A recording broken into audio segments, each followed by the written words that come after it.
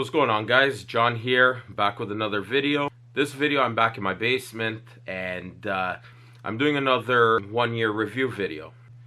So this review that I'm doing right now is probably my highest end spinning combo. It is a 1-year review, and yeah, so I got this combo on my birthday last year in August. It was an impulse buy. Like, I had no intention that I was gonna go this far, but I was like, you know what, I got one, so I'm gonna get the other and match it up. So it's a combo that I'm reviewing, not just a rod or not just a reel. And what I have here is my LOOMIS NRX 852S JWR with a SHIMANO STELLA 2500 HGFK. Pretty much I went balls to the wall when I got this combo. It was a birthday gift to myself, and as I stated, it was an impulse buy. I wasn't really thinking when I got it, but I figured I was already 2 feet in, so I might as well just go straight for it. So the specs of the rod, as you can see here, NRX 852S JWR, 7'1", extra fast medium power, 1/8 to 3/8 ounce lure, 6 to 12 pound line, and yeah, it's a pure extra fast. Originally I bought this to use lighter free rigs, so I would be using like small baits to free rig, weights anywhere between 1/16 to 1/8 ounce, and I used that with 6-inch roboworm with success. And then I was like, you know what, this is an extremely versatile rod. I wanted to use the combo a lot more, so I doubled the duty and I turned it into my Neko rigging rod and my light free rig rod. So I sold my GLX 852S, and this is pretty much what took over. And I have a hook keeper on the back, that way I don't have any scratches on my hook keeper over here or any sort of damage on my blank. I like to keep my rods as pristine as possible. I did cork seal it, right? That's why it's a little darker, right? I always give my rods a little wipe down here and there. You know, it's got the Spiral X right here, and there's my Stella turning, and you know, it's got the hybrid guide train, Fuji titanium SIC stripper all the way to the 3rd guide, and then it goes to recoil, and then once again I got the Fuji titanium SIC on the tip. You know, reason why I like this rod for Neko rigging, it is a lot more responsive, I noticed, than my GLX. You know, it's got really good deflection right at the tip. I am fishing it in deeper water, like 9 feet plus, so I got a lot of power on my hook sets. I'm running heavier line, right? On my Stella I have the 10-pound Power Pro Super 8 V2 to a 8-pound Seagar fluorocarbon leader. I switch between 8, 9, and 10 pound depending on the condition that I'm fishing, right? If I could get away with 9 or 10 pound fluorocarbon leader, I'll go with that. Otherwise, I'm using 8 for the most part. And then in terms of the rod, I'm not going to get too much into detail. It does have the multi-taper design. It's made in Woodland, Washington, United States. And it's got a CI4 reel seat where the Stella is sitting on, so it keeps weight down to a minimum. I got my scale zeroed in right here. Let's see what the rod weighs.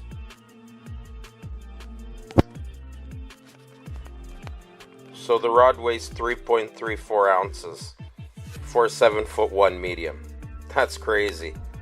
And so now you know the weight of the rod, you know, being 3.34 ounces. And it does have lifetime warranty, right? So as you know, register your rod, you have a picture of the receipt. All you got to do is sign it up. It's easy as that. All right. And here's the balance point right here. Right, even with the Stella being 7.4 ounces, it's got a beautiful balance point. And I'll be honest with you, I think the Stella, weight of the Stella actually complements the rod a lot. So as for the reel, I'm not gonna get into too many details. You know, as it is, you know, in here in Canada, it's about a $1,200 reel.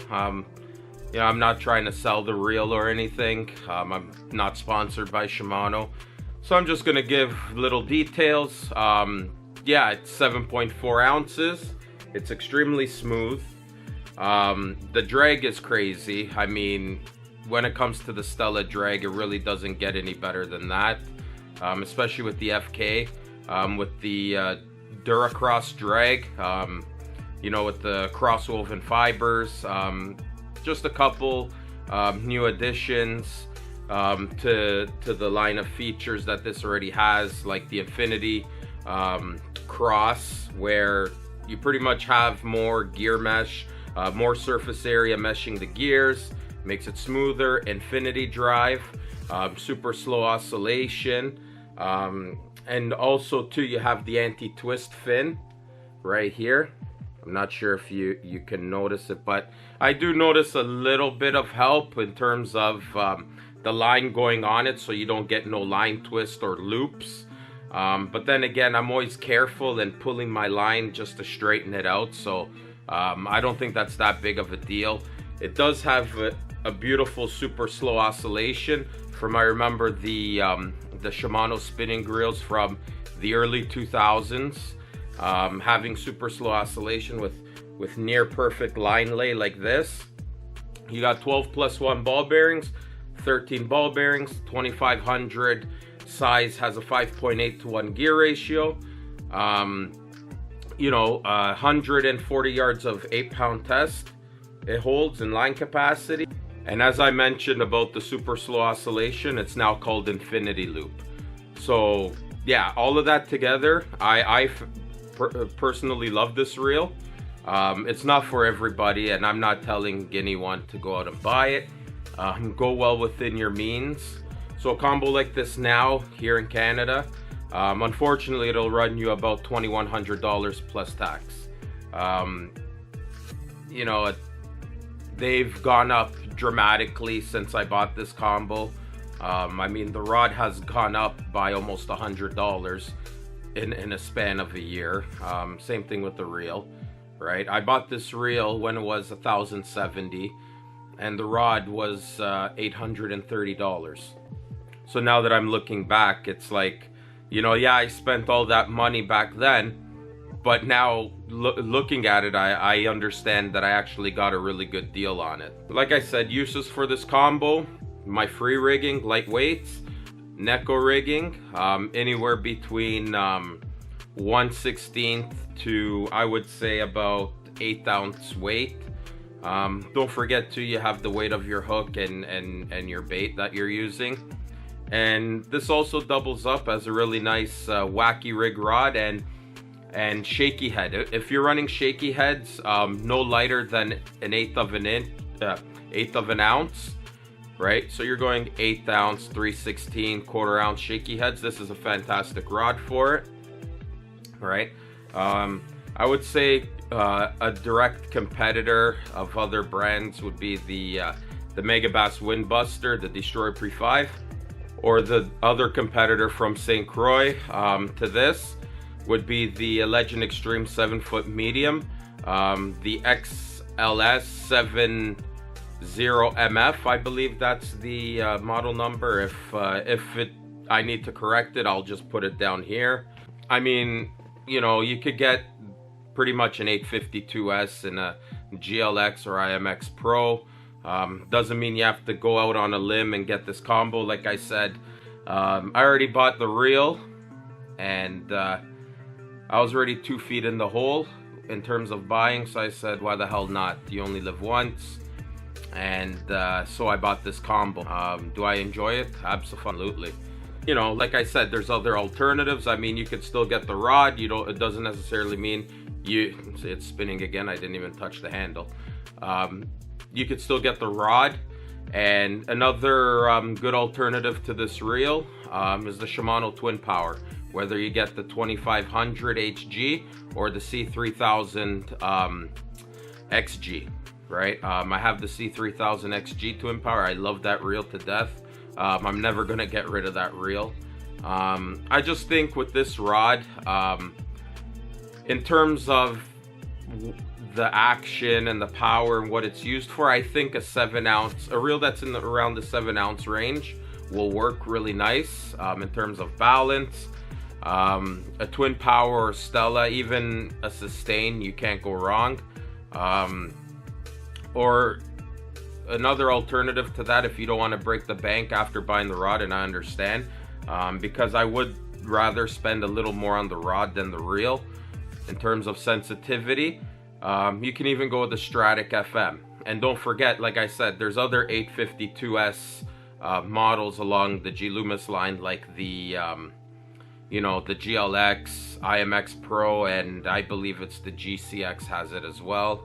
So yeah, in terms of the rod, as far as I'm concerned, you know, I'm a shore fisherman. 7'1" is actually the longest I would go. If I was a boat fisherman, I would have probably gone with the 872, a 7'3", as it does have a little bit softer tip, right? Allows you to, you know, the rod kind of whips a little. But from my experience with the NRX Plus and the previous generation NRXs, and I have experience with 3 of the last generation NRXs, the 822S, 802S, and the 822S shaky head rod, is that these rods, even though they're slightly lighter, they don't feel as brittle on the blank.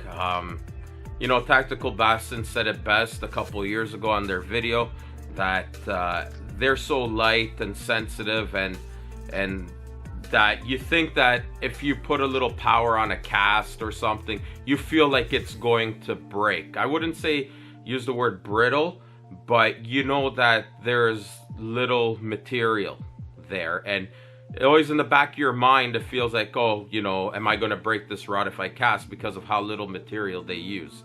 But that couldn't be further from the truth. But the feeling is there because it's light. But with the Spiral X, that just reinforces it and gives it a little bit more rigidity. In terms of handling light line, this 7'1", I don't think personally I would use less than 8-pound line on it. Like I said, just because it does have a little bit more backbone than, say, an 822S drop shot rod or shaky head rod. The only rods I'd use less than 8-pound line would be the 822S shaky head rod, the 821S Ned rig rod, or the 822S drop shot rod. Literally, those are the only one, unless you're running a 902 or a 901, right? But those are spin jig rods. They're not extra fast action. They're just fast action. The 901's a medium light, and the 902's a medium, and they're also 7.5 feet long. So yeah, that's the end of my 1-year review of my NRX Plus 852S JWR spinning rod and my Shimano Stella 2500 FKHG, right? HG just stands for high gear. And yeah, I hope you enjoyed. If you have any comments or questions, don't hesitate to leave them down below, and I'll catch you on the next video. Thanks for watching.